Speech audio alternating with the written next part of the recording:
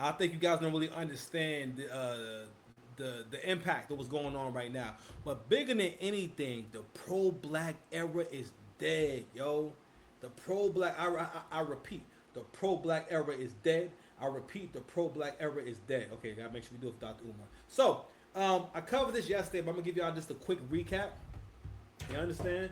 And the reason why we're gonna keep studying Umar and talking about Dr. Umar Johnson is because for all the men out there, it's for you to understand you will never prosper but by pandering to women, building your empire or your success off the support in the backs of women. You have to do it for yourself. You have to get the people with you. Okay. Not only that, what's going on with Umar is very symbolic of the kind of people that we put in charge, the kind of people that we look up to. And Dr. Umar's been able to run this scam or whatever the fuck he's been doing for a very long time, where he, for the most part, collects money on his Cash App. He wants you to hit the Cash App. You cannot be a serious. You cannot be serious about having a school for black boys and you telling niggas to hit your Cash App. Dr. Umar has done so much fuckboy shit that there's actually a whole channel. It's a whole channel. It's a whole channel. I forget the guy's name. I might pull it up later. It's just that the guy does like very long form content, and I haven't had a chance to really go all the way through it. But it's a dude who's able to make streams in a whole channel just talking about only you. I want to do a channel like that. I'll put that. I'll preface that. You gotta go out to mix up some different kind of content. You can't just be making, you know, videos about Umar. Matter of fact, I think it's a live up right now with this dude. Anyway, let's read this real quick. So Dr. Umar says the Frederick Douglass Marcus Garvey. God damn. I'm out of breath just reading that shit. Oh my god. You know what? Who wanna fight? The Frederick Douglass Marcus Garvey Academy in Wilmington, Delaware is now at risk of being sold. According to him, the city claims the school owes 4 years of vacant property, registration fees, and unpaid utility bills, with an auction deadline set for later this month. Okay? On August the 5th, the city of Wilmington, Delaware, took out a notice to auction off the Frederick Douglass and Marcus Garvey Academy campus for unpaid vacant property registration fees. I repeat, on August the 5th, the city of Wilmington, Delaware, took out a lien to auction off the campus we bought, the campus we've been working on for 6.5 years.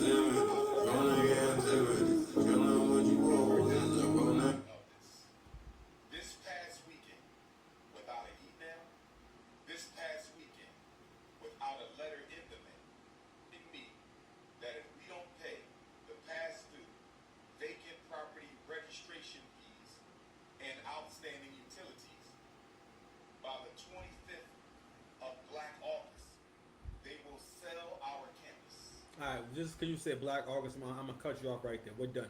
You, we're done, Umar. Listen, AC, my man AC calling him Elmar Johnson. You're taking way too many L's out here. I ain't gonna hold you. Dr. Umar, you gonna take L's. I seen it. What, bro? That's your ex? That's like a recent ex. That's the ex you had after like you got famous. You supposed to kind of elevate a little bit. I understand you having some scallywags on your roster from back in the day, but not when you're supposed to be Umar Johnson, like Umar Johnson in quotation marks, Umar Johnson in uppercase letters.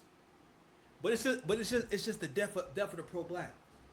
Because the thing about pro black is that the reason why it has to be done away with is because of the people we associate with the pro black movement, and this is important that we analyze everything about what went wrong with that, and and how it correlates to the situation with Kendrick. Kendrick and Dr. Umar are two sides of the same coin. They are race hustlers. They are people who capitalize off African Americans' need to have an identity, because most of us don't have a strong sense of who we are, what we're about, and where we come from, right? So one thing that always gets us triggered and gets us to thinking that, oh, that's a good brother right there, is when you come across somebody who's like Dr. Umar, talking about Africa, referencing Africa. Now that people, black folks have kind of outgrown that by now.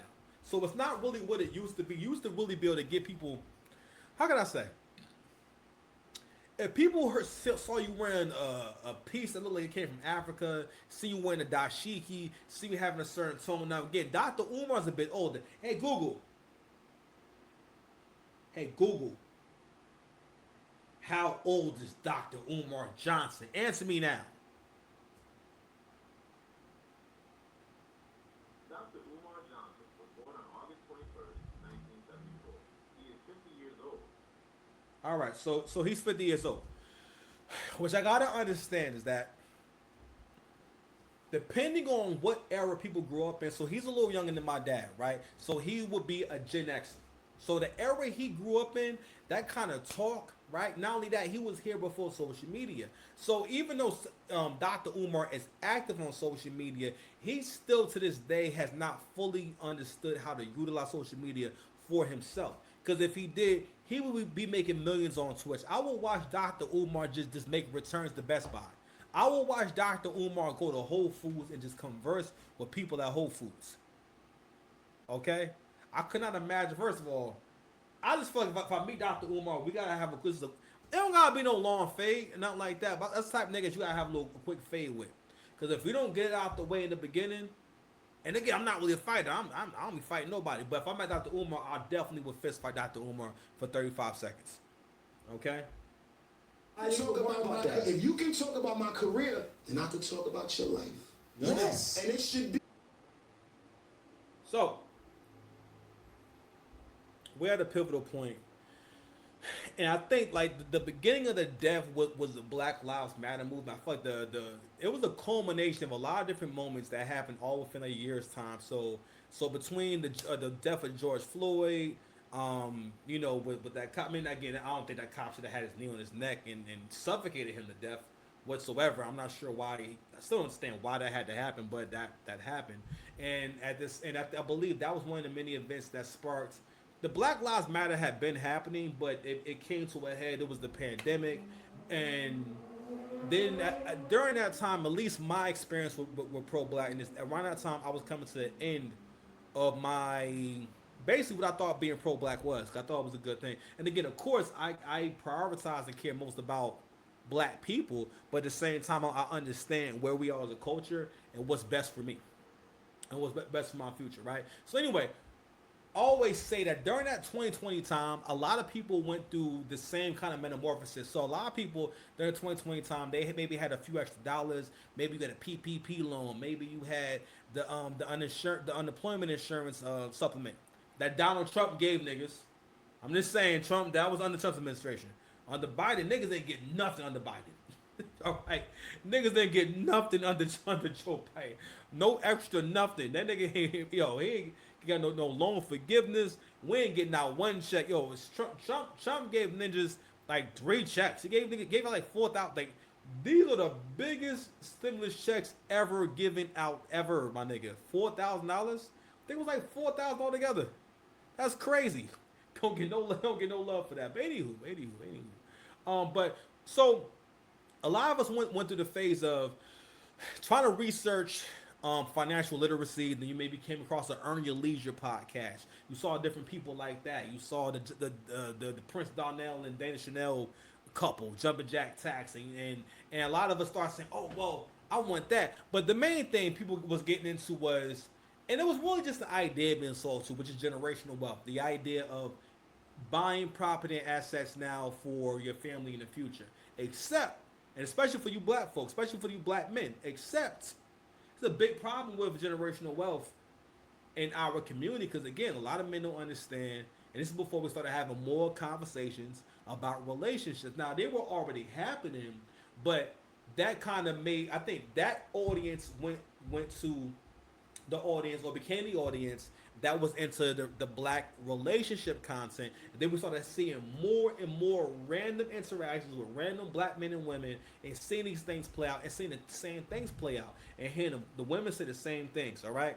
And then then the conversation started to move forward. Now, even though from what I'm understanding, Kevin Samuels stole mad talking points, but he did bring these talking points to the masses and they did blow up and it was able to start conversation and opened up the whole space for Black YouTube. All right, because despite how he went about it and everything, he still provided a great blueprint for other content creators to follow in terms of elevating. And don't get me wrong, I do think he should have gave Angry Man his credit, and it's just due if Angry Man was a part of his growth, pause, and everything. But anywho, so I bring these things up because of all these things, we were able to have conversations about what's really important and exactly why we are losing. Because then eventually we start getting into what's our culture, and then we start getting into the Black culture is trash conversation that was started by Anton Daniels. And what that means is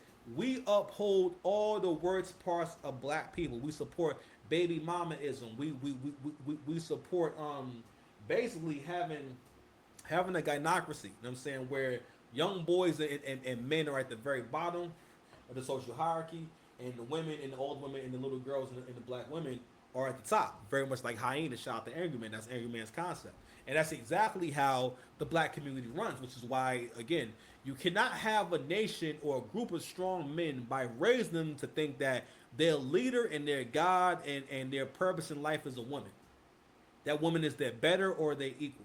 That woman is smarter than them. They know more. If you spend a whole lifetime programming a young man to think that, how is he ever going to have the confidence to stand up? And I realize you get more out of a man by making him confident. All right, by making him earn respect by doing things, but also making him confident in himself and giving him credit. Men need a lot of credit. Men need a lot of pats on the back. Whereas for women don't really need credit. Women want attention, right? And they mostly want your focus to be on them. They want your adoration. But anywho, around the time that I got into the Black YouTube space, people were starting to have more of an in-depth conversation on what's going on with Dr. Umar's school, and is he embezzling funds, and is the school ever going to come to fruition? Now, I was familiar with Dr. Umar, but I never got that deep into Dr. Umar. Pause. I might be going to the Pause Hall of Fame. But anywho, I showed you guys that video because it's important. Because this is the end of Dr. Umar as we know it. He's going to have to be reborn with a whole haircut. Now I'm thinking about it, I've never seen Dr. Umar with a nice haircut. Obviously, someone's cutting his hair. It's very long at the top and low on the sides. You know what? Fuck that. Dr. Umar cuts his own hair. You heard it first. Who wanna fight? Who wanna fight? Who wanna fight?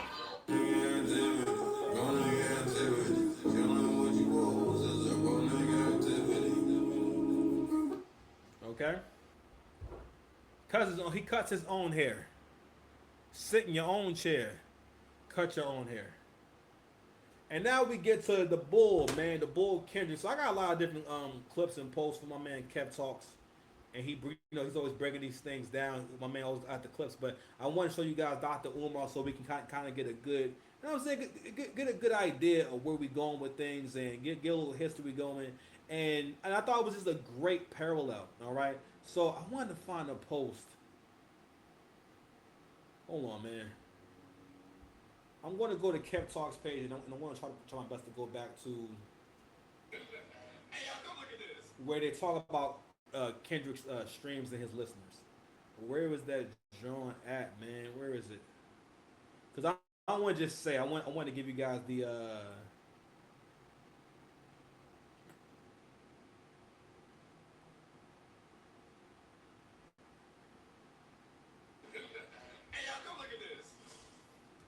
there it is. This is what I'm going to show you guys. So, I mean, this is extremely fucking significant, bro.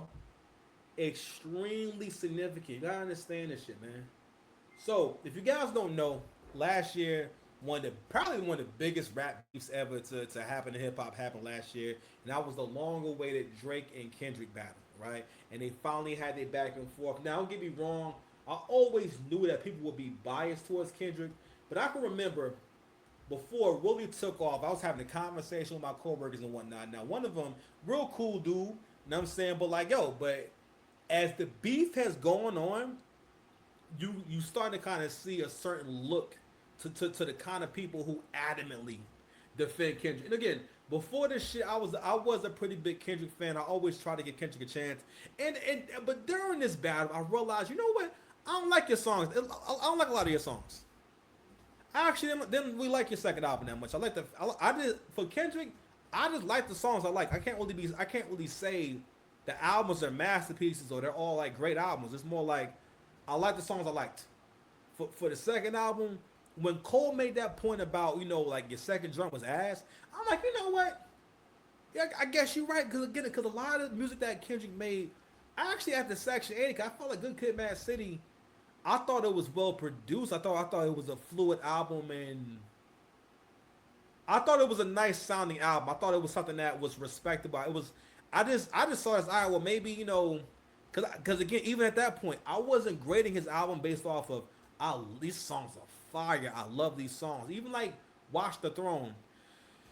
I didn't love every song on there, but every song grew on me. And the reason why it grew on me, pause, is because the production was flawless on every track. The flows and what they're talking about is flawless.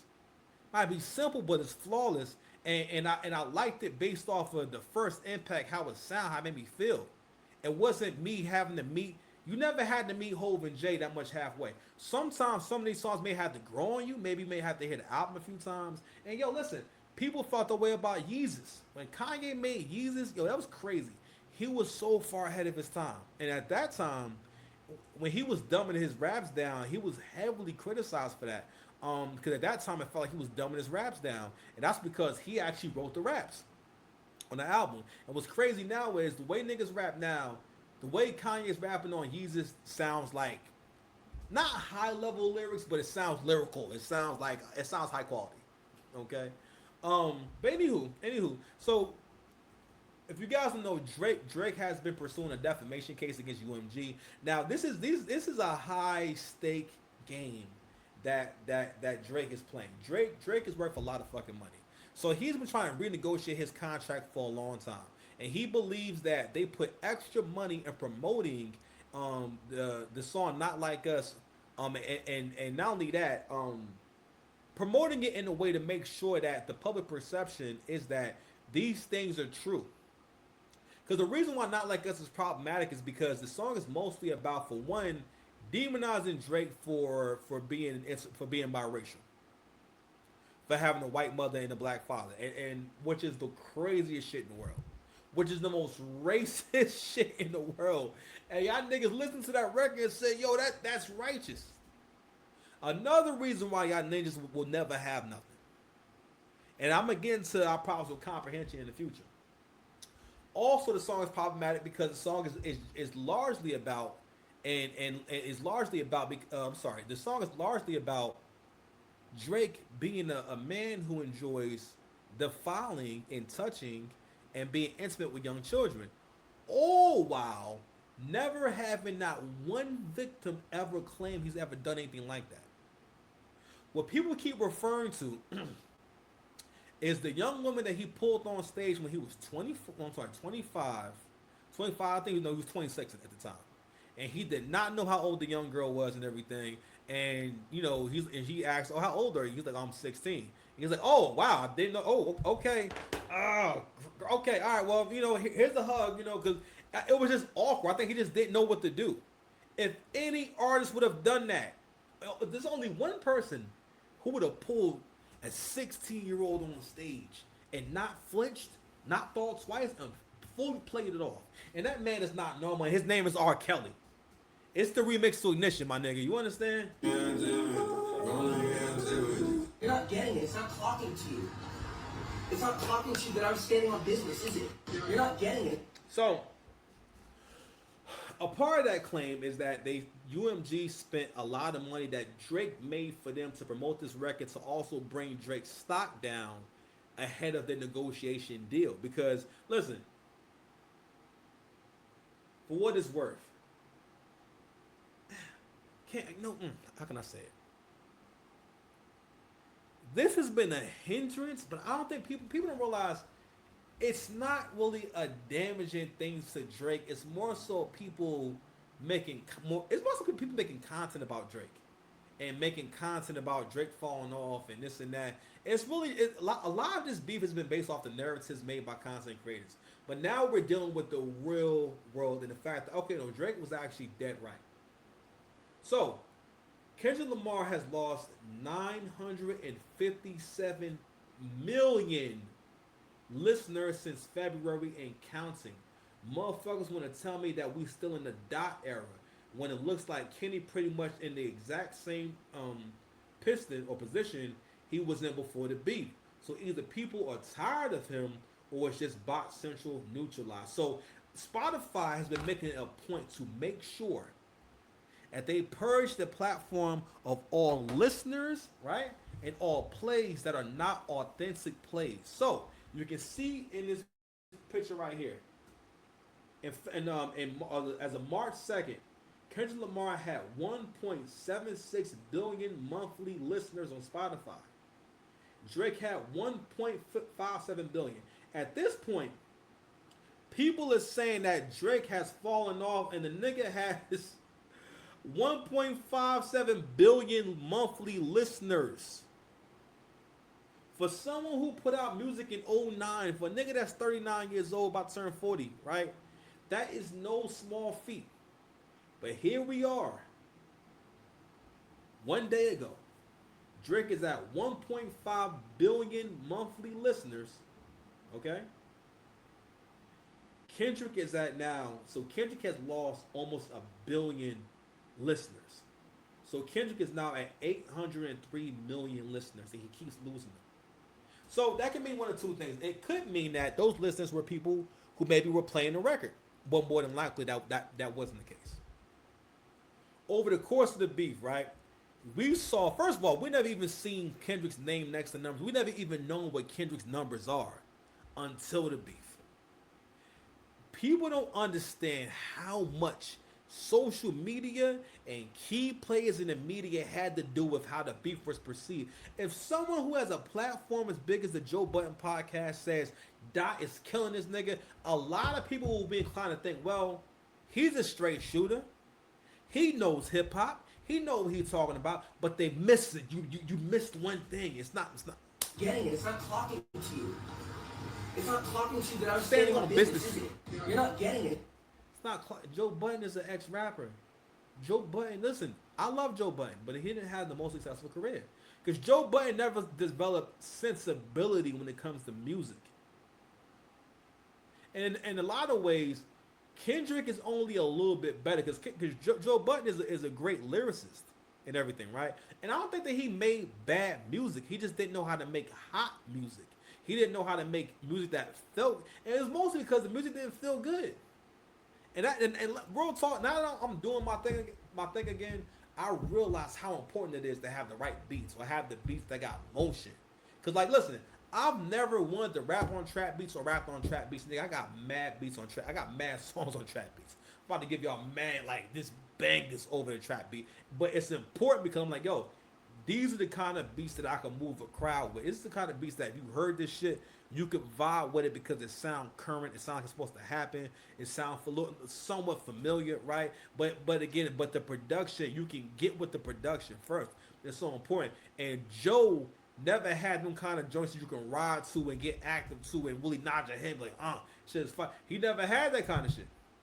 A lot of Joe's music again was like him being in his own head. He just never developed that hit making quality, even though it seemed as though it was there, and he wasn't that far off. He just didn't know how to make records that had that replayability. It had records that had parts to it that you wanted to repeat. All right, I think mostly because he just wasn't really focusing on that. A lot of that shit has to do with the stubbornness of an artist, and Joe talked about that too. How stubborn you have to be an artist and have to keep rapping, keep singing, keep being a part of something. But anyway, so this is going back to the Kendrick and Drake thing. This is a pivotal moment. So now we're starting to see what's going on because again, this is Drake without the machine. Drake does not have the help of the machine behind him, and Drake is still the most talked about. He has more impressions than ever. Matter of fact, hey Google, how many impressions has Drake had on social media in the last year? No reliable public data exists to calculate impressions are a metric tracked privately by platform. Okay. How many impressions has Drake had on YouTube?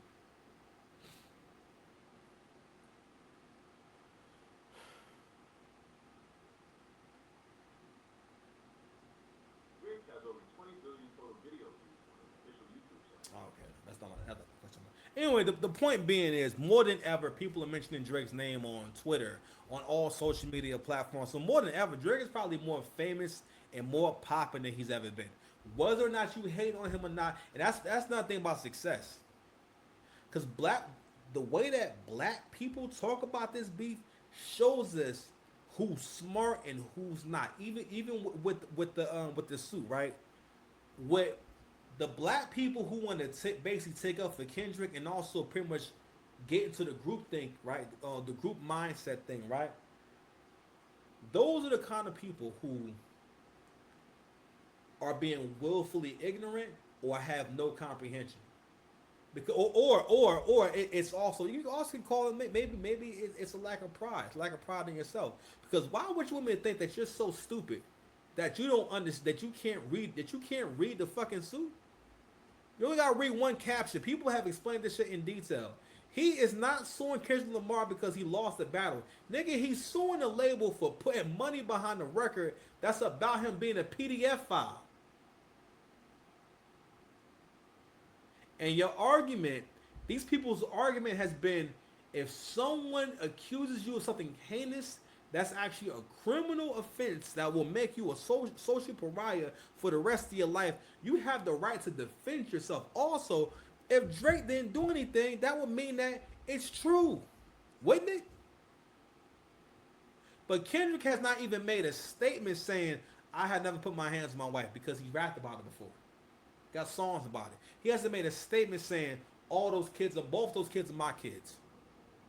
There's been no statement from nobody. Matter of fact, yo, they had to find a picture of him with them damn kids at the goddamn Super Bowl. Because people stuck. I noticed that myself. I'm like, yo, you know how you do? You just randomly see people with their kids, or you see a picture of them with their kids, and people say, oh, look at the picture with Kendrick out with his family. Yo, they gotta pull up a picture from years ago. It's the same one where he's kneeling down, when he had the long braids, and he's smiling next to the kids, and they're still very small. Like from a few years back, whereas it's countless videos online of Drake with his kids. So anyway, this shit coming to a head, man. But I wanted to get to one of the more later developments and whatnot. Let's see what we got here. I think I covered this already, right? So basically, UMG has provided some of the documentation that Drake and the legal team was looking for. So UMG Recordings has provided Drake's legal team with Kendrick Lamar's 22-page recording contract. However, UMG Recordings provided it with most of the information redacted and unreadable. Why is that? Why is that? I was thinking, like, goddamn, why are they going back to 2009? I'm gonna show y'all one more post, and we're gonna go ahead and get into it, man. Let's see what we got. Hold on, is it right here? Hold on, y'all. I'm gonna go ahead and exit out.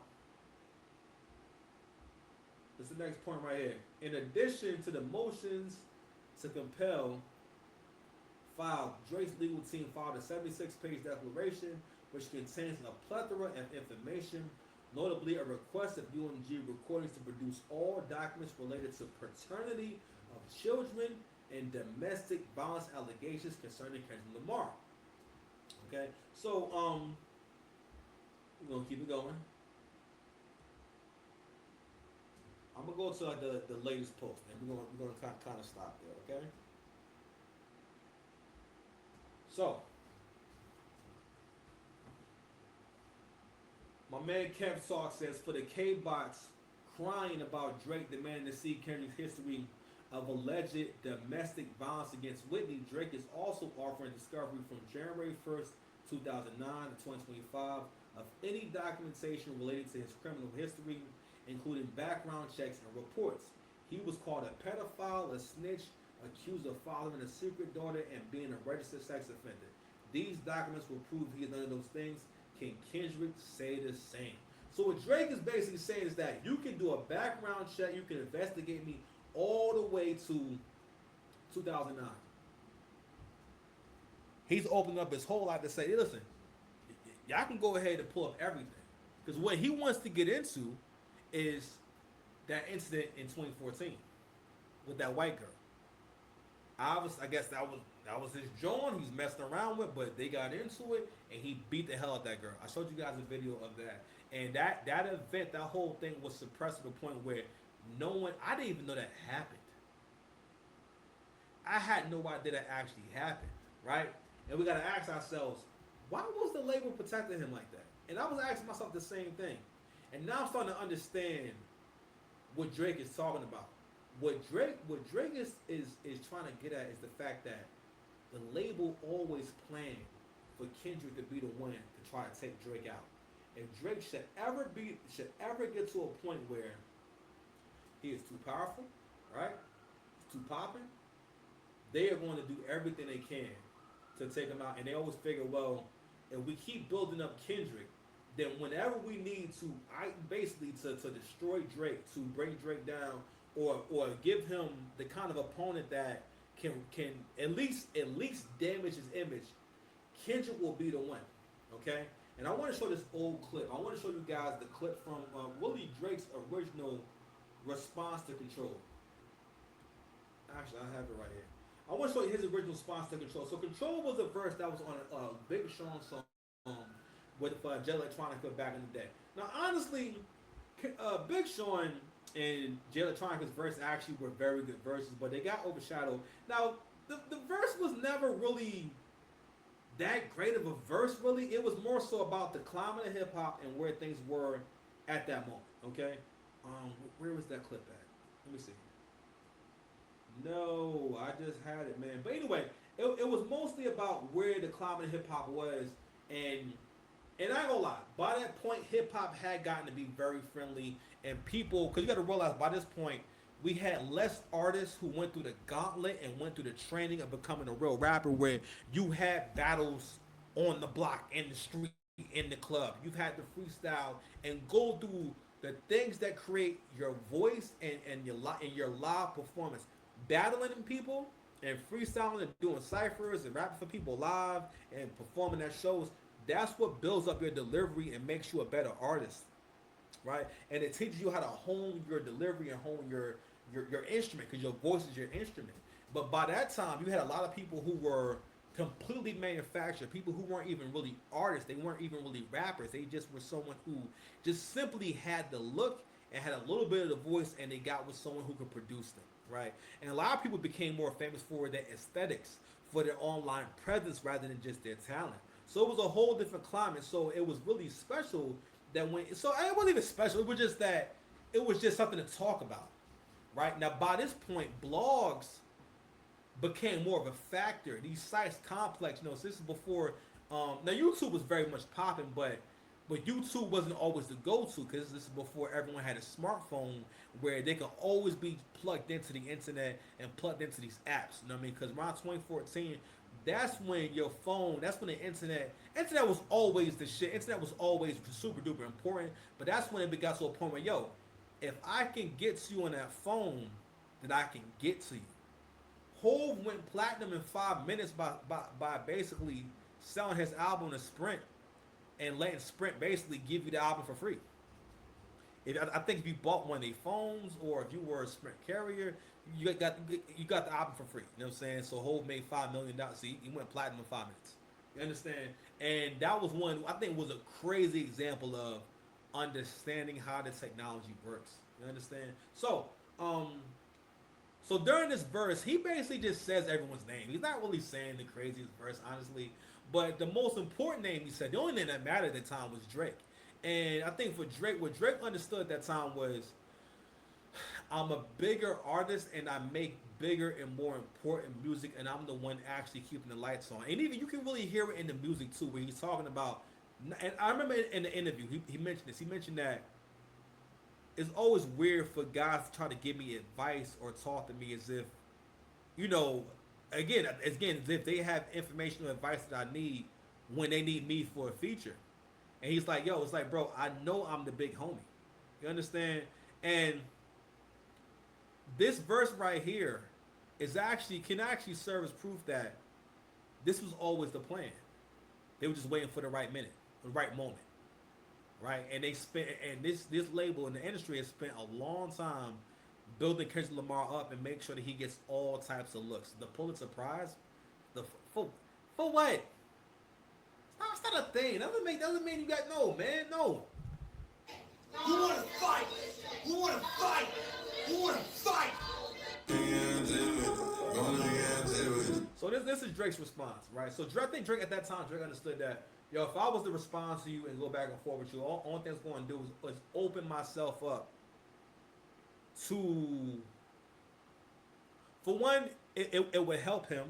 It would elevate his status. You know what I'm saying? Because again, whenever people see you as the big dog, if anyone else can put the smallest dent in your armor or give you the least bit of smoke, people will try to tell you that, oh, basically they smoked you, they beat you, they're better than you. You know what I mean? You're past your prime and shit like that. And I think that this really, even with this verse right here, if it wasn't for blogs needing content to post, it would have never even been framed that really as much of a diss that it was.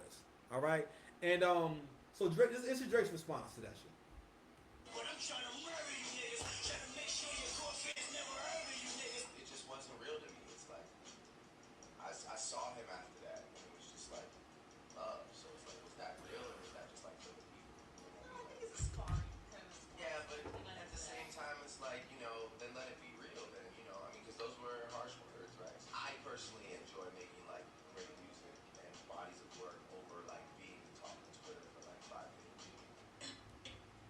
And what Drake was saying at that time, because of what it was, because like, yo, Drake is the top dog at that point, and not only that, gotta realize his perspective on Kendrick is, niggas only know you, niggas only heard this verse because of me. Even at that point, and Kendrick really has been tied to Drake his whole career, and he's always needed Drake. He has been throwing subs at Drake, or trying to bait Drake into a battle for the longest time. And was always crazy. And I always felt like Drake would smoke Kendrick in the battle because Kendrick is not really a bar for bar nigga. Kendrick is good at verse composition and doing cadences and flows and being experimental. And really, that shit had an era. That era is really over. Because you notice that he hasn't been rapping that way in a long time. But overall, yo, so things are coming to a head, pause. And I think that we getting ready to find out a lot of information. Are you ready for the tea? I'm ready for the tea, man. But anyway, who wanna fight? Who wanna fight? Who wanna fight? Who wanna fight? All right, man. Before we go, Who wanna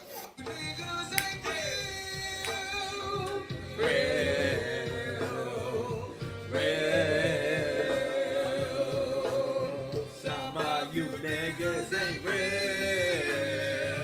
Yeah. We out of here, man. We done. All right, we're done. Oh no! What's going on? I'll press the button. Press it again. Nope. I want your body. If you love me, let me get your body. All right, we out of here.